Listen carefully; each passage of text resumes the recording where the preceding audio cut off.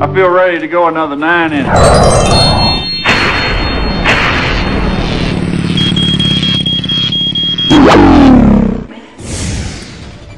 Natural na talaga sa mga Pinoy na gawing katatawanan ang bawat paghihirap na kanilang nararanasan.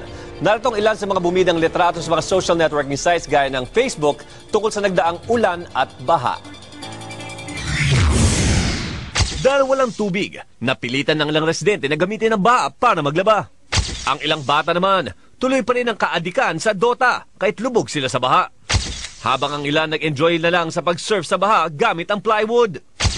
Ang mga matatanda naman, todo ingat sa kanilang mga kotse at mahigpit itong tinakpan ng plastic. Tampok din sa internet ang kuha ng Pinoy Hotline Riders Club kung saan may nagje-jet ski sa maruming tubig.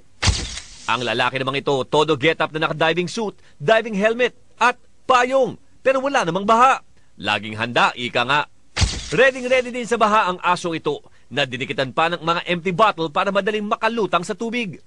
Ang baboy namang ito, tinakpan ng raincoat para hindi mabasa. Pero mas sosyal ang baboy na ito sa kuha ni Rico Alvarado dahil ang little piggy may suot pang red boots. Compare to it. Ano yung paborito mo doon sa mga picture? Siyempre yung huli. Kami yung baboy, yung cute. Ako yung mga bata nagdodota habang lubog sa At baha. saka yung naka-pink na payong. Oo. Kompleto pa sa Sa gear. diving gear.